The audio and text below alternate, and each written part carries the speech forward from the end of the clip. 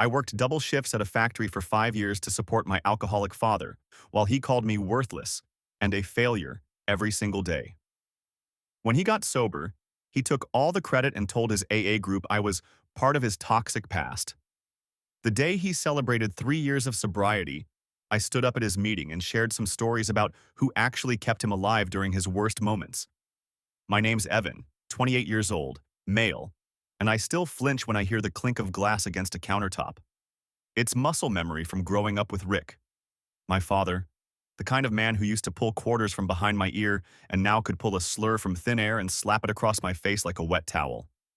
When he was sober, which back then was like a rare comet, he had this gentle carpenter's laugh and big calloused hands that smelled like cedar. When he was drunk, which was always, the cedar rotted into sour beer and old pennies, and the laugh turned into a cough he weaponized, like he resented air for daring to go in and out of him. He started drinking hard after Mom left. She packed 2 suitcases and her wedding photo in a shoebox, and the glass cracked from corner to corner.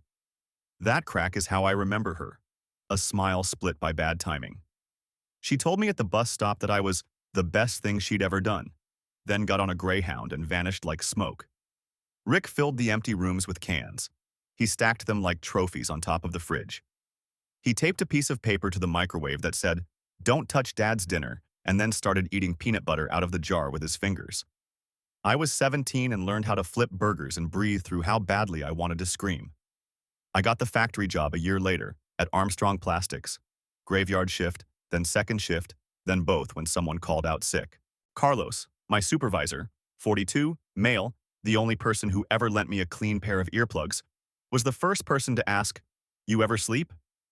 I told him I slept on the bus. He laughed like it was a riddle. He started keeping a thermos of coffee with my name on a torn strip of duct tape. That strip became a stupid little anchor for me. Something with my name on it that wasn't a bill or a threat. My sister Maya, 16, used to hide in my room when Rick got loud, counting out her breaths to the hum of my box fan. She and I would whisper through the thin walls. Her hands always smelled like school paper and cheap lotion. She'd text me when I was at work. "He's on the blue couch," or "He's in the kitchen, loud," or once, "He's crying again, says we ruined him."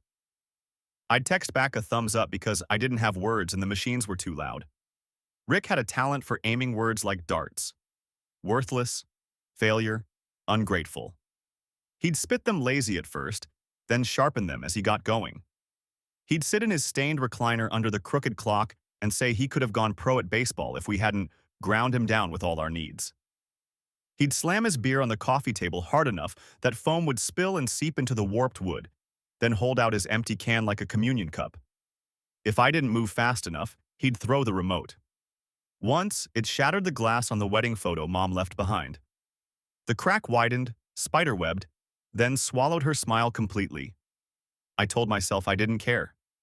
I picked up the glass with shaking hands and still have a pale scar near my thumb that shows up whiter in winter. People like to imagine chaos as loud. Sometimes it's a calendar page curling while you're not looking. 5 years slid by like that.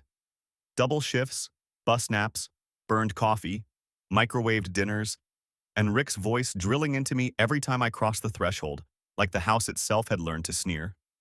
I kept the lights on. I kept the fridge stocked. I kept him alive, which felt like dragging a stubborn, self-pitying ox through a river with my teeth. And every night, I locked my door and told myself tomorrow I'd leave. Then I'd wake up, go catch the 5:10, and do it again. Rick's drinking wasn't just a background noise. It was like living inside a storm that never left the valley. He had moods that swung like a wrecking ball. Some nights he'd sit slumped in that recliner, muttering half-coherent apologies into his beer, and I'd almost believe there was a human being buried somewhere under the rot. Other nights, he went nuclear. One night when I was 19, I came home from a double at Armstrong's. I smelled it before I saw it. Spilled vodka soaking into the carpet. Rick was in the kitchen, swinging open cabinets like he was looking for hidden treasure. "Where the hell is it, Evan?" he demanded, eyes glassy, face flushed. He thought I'd hidden bottles from him. When I said I hadn't, he grabbed a plate and launched it across the room. It exploded against the wall, shards embedding in the drywall like tiny knives. Maya came running down the hall, barefoot, eyes wide.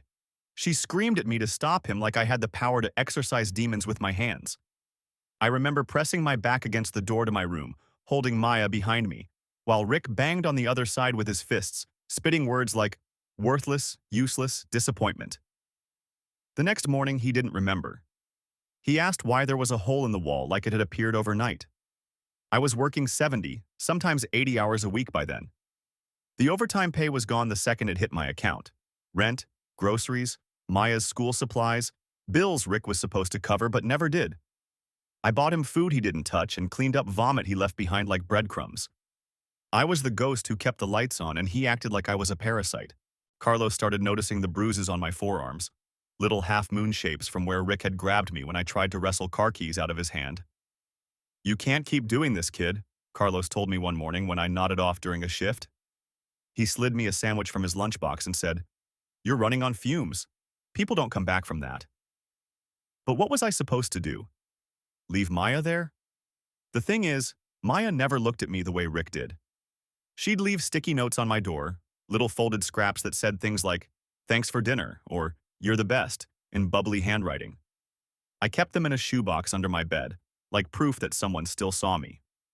But Rick? He escalated. He started showing up at Armstrong's when he was drunk, yelling at me in front of my coworkers, accusing me of stealing his money because the fridge was full but his liquor stash was thin. I'll never forget the humiliation of Carlos pulling him out of the building, Rick screaming, "He's a failure! Don't trust him with anything!" while everyone stared at me with pity. That was the moment something cracked. I realized I wasn't just surviving him, I was disappearing under him. Don't forget to subscribe. There's this lie people tell about alcoholics, that hitting rock bottom makes them want to change. Rick just found new floors to crash through. He never hit bottom. He dug. By the time I was 21, he'd taken to smashing things when words didn't get a reaction. Beer bottles thrown at the floor like grenades. The microwave door ripped off its hinges because it burned his dinner. I patched holes in the drywall so often it looked like the house had chickenpox under the paint. Maya called it the bunker because every room had scars. The worst was the night he came after me with his Louisville Slugger. He wasn't swinging to kill. He wasn't even coordinated enough for that. But the intent was there.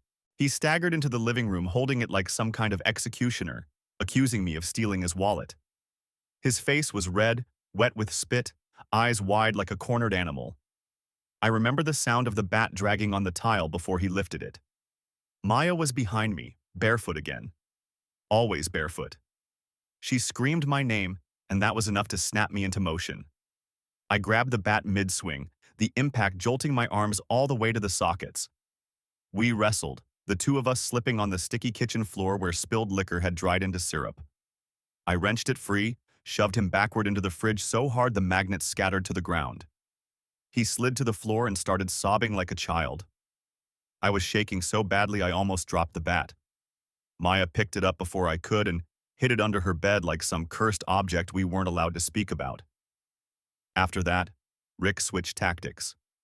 He started invading my privacy. He'd rip open my dresser drawers, paw through my backpack, demanding to know where I kept the money.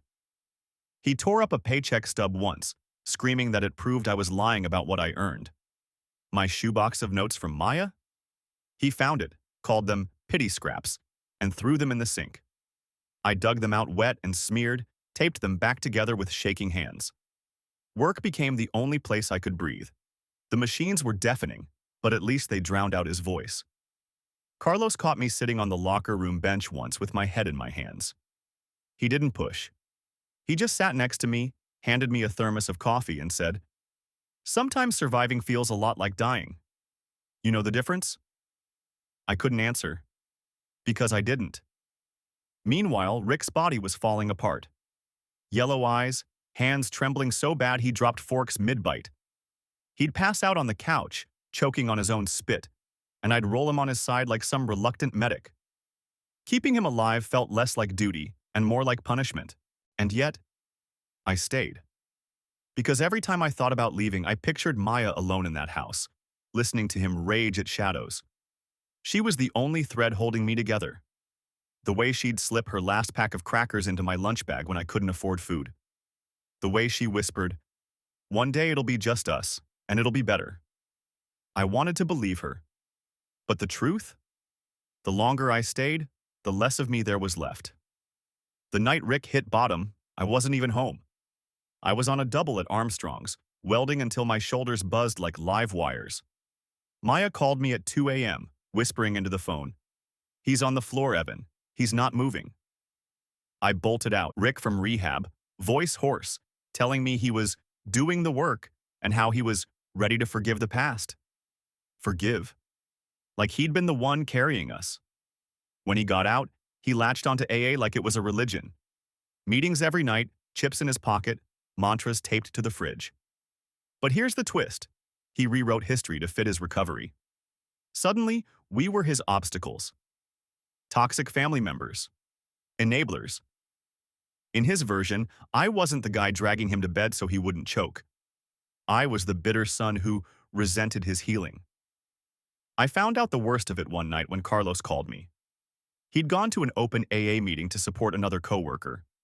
Rick was there, telling the room how his son was part of the poison he had to cut out. My name, my story, twisted into his sermon. Carlos said people actually clapped. I went home shaking, threw my lunchbox against the wall so hard it cracked. Maya came in, eyes wide, holding one of her sketches. "What happened?" she asked. I couldn't even answer. How do you explain that the man who nearly killed himself on your watch is now collecting applause for painting you as the villain? And yet, 3 years passed. Rick stayed sober. The house changed. No bottles, no holes in the walls, no screaming. But instead of chaos, there was something worse. Erasure. He stood at his podium in church basements, preaching about redemption, about surviving his family's dysfunction, while the people who actually carried him through hell sat invisible in the back row. The night he got his 3-year chip, he invited everyone. Maya begged me not to go, but I couldn't stay away, not after everything. My hands shook the whole ride there, but in my chest a plan was forming. I wasn't just going to sit quietly anymore. That was the night I decided he wasn't going to walk out with the last word. Don't forget to subscribe. Update. Okay, wow. I didn't expect the kind of reaction my first posts got. Some of y'all had me tearing up with your DMs about surviving alcoholic parents. Others straight up made me laugh when I needed it. Whoever said, "Your dad's not sober, he's just cosplaying sainthood." You're evil for that one, but not wrong. A bunch of you asked the same thing. Why didn't I just cut him off years ago? Believe me, I ask myself that every single night. But when you're 17, when your mom's gone, and your little sister's counting on you, leaving doesn't feel like an option. You don't choose between freedom and guilt when you're a kid. You choose survival. And survival meant staying. Anyway. So here's where we're at. Rick just celebrated 3 years sober. That's supposed to be this huge milestone in AA. People bring cake, give speeches, clap like it's a graduation. He made sure I got the invite. Slid it across the kitchen table with this smug little smile, like he was daring me to show up. Maya begged me not to go. She said, "Evan, you're just going to get hurt again. He'll say something, and it'll crush you." And maybe she's right. But the truth, I'm already crushed, have been for years. The only difference now is that I finally feel the cracks shifting into something sharp. Because here's the kicker. I've heard the things he says at those meetings. Thanks to Carlos, I know Rick's been standing up in front of strangers talking about me and Maya like we're his demons. His exact words? Toxic family I had to detach from to heal. 3 years of speeches, and not once has he admitted who paid the rent, who dragged him off the floor when his lips turned blue, who cleaned his vomit, who bought his groceries, who kept the lights on. It was me. It was always me. So yeah, I'm going. And I'm not just going to sit in the back row this time, nodding while he rewrites history. I've been practicing what I'm going to say, in the shower, on the bus, out loud at work when the machines are loud enough to cover it. I don't want to ruin his big day. That's the part of me that still feels guilty.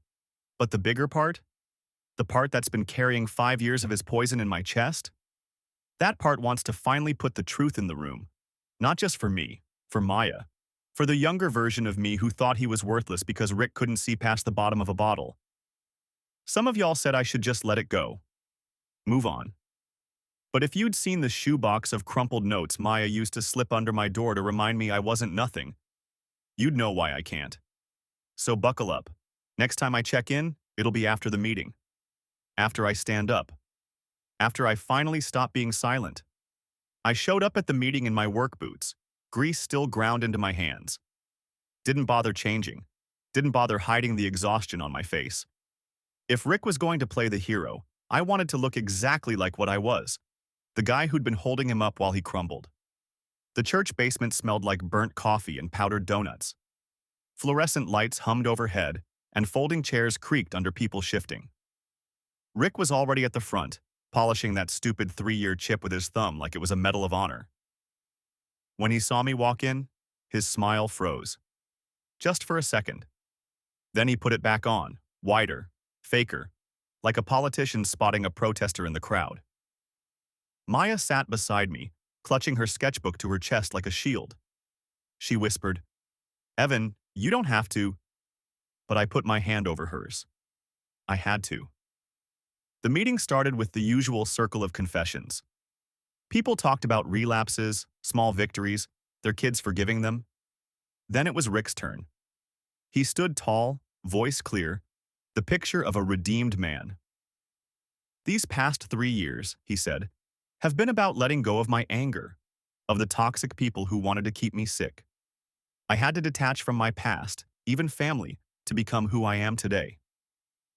The room hummed with approval. Nods, claps, soft amens. I felt my throat burn. He was rewriting history in real time and strangers were applauding. Before I even realized I was standing, I was on my feet. "Mind if I share something?" My voice cracked at first, but it carried. The room turned. Rick's smile twitched. "Evan, this isn't—" I cut him off. "No, Dad. You've been telling your version for 3 years. Maybe tonight we tell mine." The silence was thick enough to choke on. I looked around the room, strangers' eyes on me, waiting. My chest felt like it might split open. And then the words poured out. "I was the one working 70-hour weeks at Armstrong's, so there was food in the fridge you puked into. I was the one dragging your unconscious body off the floor so you didn't choke to death on your own spit. Maya was the one hiding in my room barefoot while you swung a bat at me because you couldn't find your wallet. And now? Now you stand up here and call us toxic?" Someone gasped. Maya squeezed my hand so hard my knuckles popped. I wasn't done. "You didn't survive alone. You survived because 2 kids refused to let you drink yourself into the grave. And if you're sober now, it's because we kept you alive long enough to get here. Not because of your willpower, not because of God, because of the kids you've been erasing in every story you tell." Rick's face went red, his jaw trembling. He tried to interrupt, but I pressed harder. "You want honesty? Here it is. You call me worthless, a failure, a burden. Every day for 5 years. You broke plates, doors, photo frames. You made this house a war zone. And now you want applause for crawling out of the rubble you created?" The room was frozen. Even the coffee maker in the corner seemed to go quiet. Rick finally snapped. He slammed his chip down on the table so hard it rattled. "That's enough. This is my day." His voice cracked, shrill, ugly. "You don't get to come here and humiliate me." I stepped closer, low and steady. "You did that yourself. I just gave them the missing pieces." He stared at me, chest heaving, eyes wet and wild. And for the first time, I wasn't the one shaking. He was. The moderator cleared her throat, awkward, trying to move on. But the room's mood had shifted. People weren't clapping anymore. They were staring at Rick like maybe they were seeing the cracks. Maya leaned her head against my shoulder, whispered, "You did it." And for the first time in years, I felt taller than him. Don't forget to subscribe. Rick didn't wait until we got home. The second the meeting ended, he stormed toward me in the church parking lot like a bull seeing red. People were still milling around, sipping bad coffee, hugging, congratulating each other. And there's Rick, red-faced, veins bulging, spitting venom loud enough that half the lot turned their heads. "You think humiliating me makes you a man?" he shouted, jabbing a finger into my chest hard enough to sting. Everything I've built these last 3 years, you just pissed on it. I stood still, hands clenched in my pockets. Maya was behind me, clutching her sketchbook so tight it bent the cover. I wanted to shield her, but I knew if I backed down, he'd win again. You built it on lies, I said, steady. I just told the truth. That set him off. He kicked at the gravel, picked up a fist-sized rock, and hurled it across the lot. It clanged off someone's car. The owner, a gray-haired guy in a denim jacket, yelled, "Hey, watch it!" Rick spun, screaming back, "Shut your mouth! You don't know what it's like!" He was unraveling in front of his whole precious AA family. Maya tugged at my sleeve. "Evan, let's go, please." So we left. But it didn't end there. 2 days later, I came home from Armstrong's to find the front yard trashed. The mailbox yanked out of the ground. Trash cans tipped, garbage spilling across the grass. The old wedding photo Mom left behind, the one with the spiderweb crack, was smashed into glittering shards on the porch like he'd dug it out of the junk drawer just to destroy it all over again. Maya was sitting on the steps, pale, eyes huge. "He came by," she whispered. "Said you ruined his life. Said if he can't be the hero, he'd rather be the villain." Inside, the house was chaos. Drawers pulled out, clothes thrown everywhere. The shoebox of notes she gave me? Gone. Just gone. My chest caved in at the sight of the empty space under the bed where I kept it. I sank to the floor, fists pressed to my eyes so hard I saw sparks. He hadn't just tried to erase us in his speeches. He'd done it literally, with his hands, tearing out the only proof I had that those years weren't just a hallucination of pain. That night, Carlos called. Word had already spread about the scene at the meeting. "Kid, you did the right thing," he said. "People saw him for what he is, but you better watch yourself. Cornered dogs bite." And bite, Rick did. Over the next week, he left voicemails, screaming 1 minute, sobbing the next, threatening to cut me off forever, then begging me to take it back. "You don't understand," he'd cry. "Those people are all I have. Without them, I'm nothing." I listened once, then stopped. Because I realized something. He wasn't begging me to forgive him. He was begging me to protect the version of him he'd built. The saint, the survivor. And now that I'd cracked it open, he was spiraling. Maya asked me what I wanted to do. For the first time, I had an answer. "I'm not going to let him bury us again," I said. "This time, the whole truth comes out." Update 2. All right, so, yeah. Things blew up worse than I thought they would. First, thank you to everyone who messaged me after the last update. Some of you were straight-up warriors in my corner. Others told me I was cruel for ruining my dad's recovery. And look, I get it. If all you know of him is some shaky speech about hope and God's grace, I probably look like the villain for standing up in a church basement and airing dirty laundry. But let me be really clear. My dad is not some redemption story. He's a man who dragged his kids through hell and then tried to bury us under the rubble so he could climb out looking clean. That's not recovery. That's theater. Now for the fallout. Remember how I said cornered dogs bite? Well, Rick didn't just bite. He went rabid. 2 nights after the meeting, he broke into the house while I was at work, trashed everything, took the shoebox of Maya's notes, the one thing that kept me sane through years of his screaming, and smashed Mom's old wedding photo for good measure. Left the porch covered in glass like some twisted calling card. I got home, saw the wreckage, and I swear I couldn't breathe. It wasn't about money. It wasn't even about the mess. It was about how deliberate it felt. He didn't just want to hurt me. He wanted to erase the proof that Maya and I ever mattered in the story. That shoebox was 5 years of survival, taped together scraps that said, "You're not worthless." And he stole it because he knew exactly what it meant. Some of y'all told me after the first update, "Don't go for revenge, just move on." But here's the thing. Sometimes silence is revenge, sure. But sometimes silence is just letting the liar keep the microphone. And I'm done being erased. Carlos called me yesterday. Apparently word about Rick's little meltdown in the parking lot is spreading through the AA circles. People who used to clap for him are starting to ask questions. What did his son mean? What's the real story? The mask is slipping. For the first time, people aren't seeing Saint Rick. They're seeing the man we knew behind closed doors.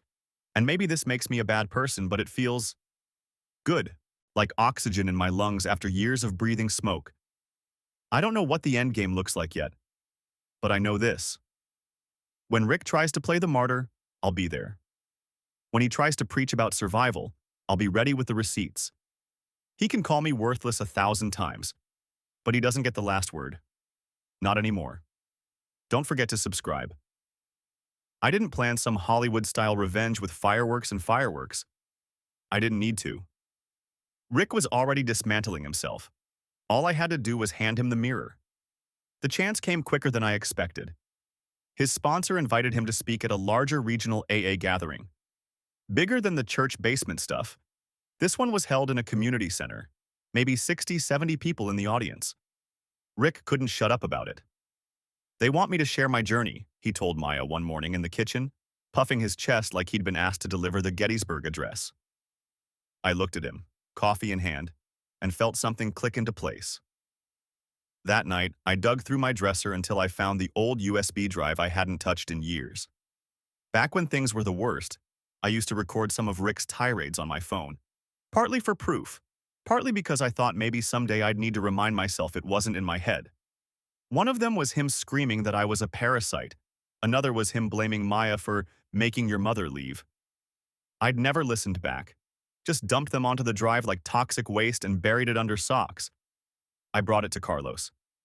If I do this, am I just sinking to his level? I asked him. He took a long sip from his thermos before answering. No, you're telling the truth. He's been hiding behind other people's applause. Maybe it's time they hear the rest. The night of the event, Maya begged me not to go. He'll go nuclear, Evan. He'll drag you down with him. Maybe, I said. But he's been dragging me for 5 years. I'm just done being quiet. The community center was packed.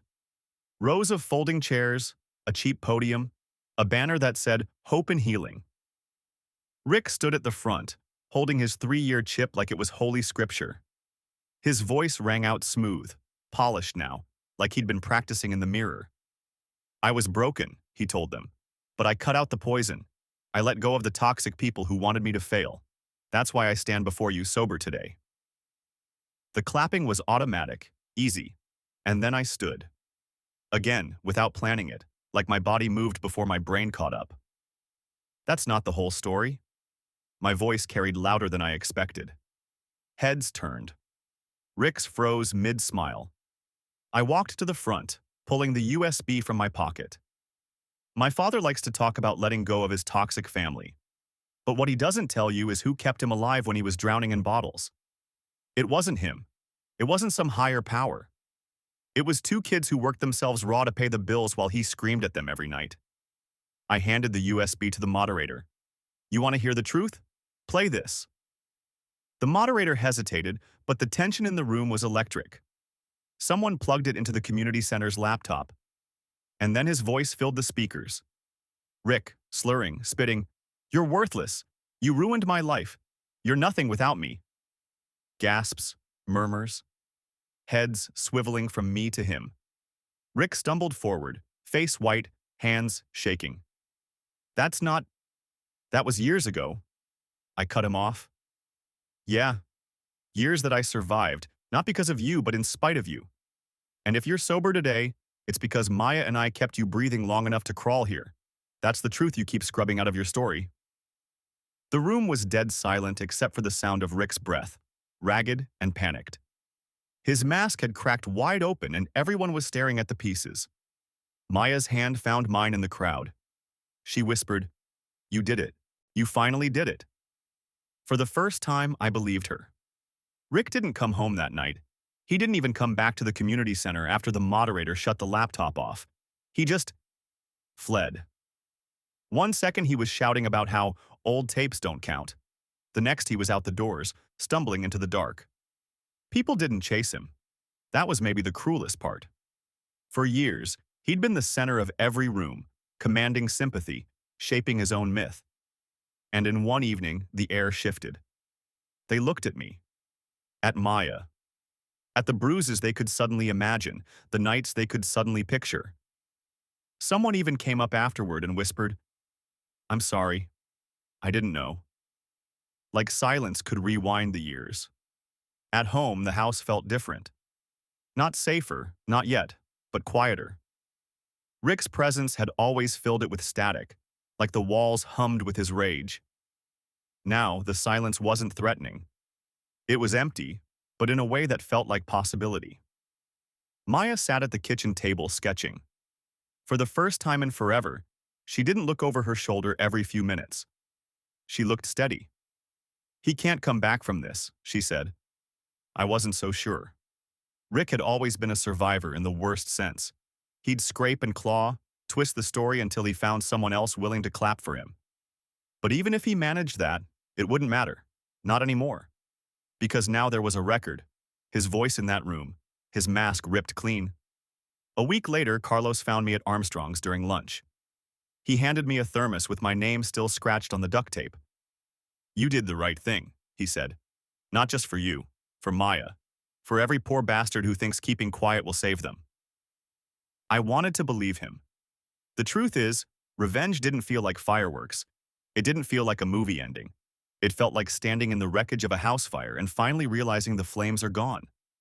The walls are blackened, the roof is half collapsed, but you're alive. You can breathe without choking on smoke. Rick hasn't called since. No voicemails, no rocks through the window, just absence. That's its own kind of haunting, but it's also a relief. Maya and I started talking about moving. She wants somewhere with clean walls and a porch that isn't covered in broken glass. I promised her we'd find it. The shoebox of notes is gone forever. That one still stings, like losing proof of who we were. But maybe I don't need proof anymore. Maybe the fact that I'm still standing, scarred, exhausted, but standing, is enough. I used to think survival was dragging Rick through rivers with my teeth. Now I know survival is finally letting go of the rope. And for the first time in my life, I don't feel worthless. I feel free.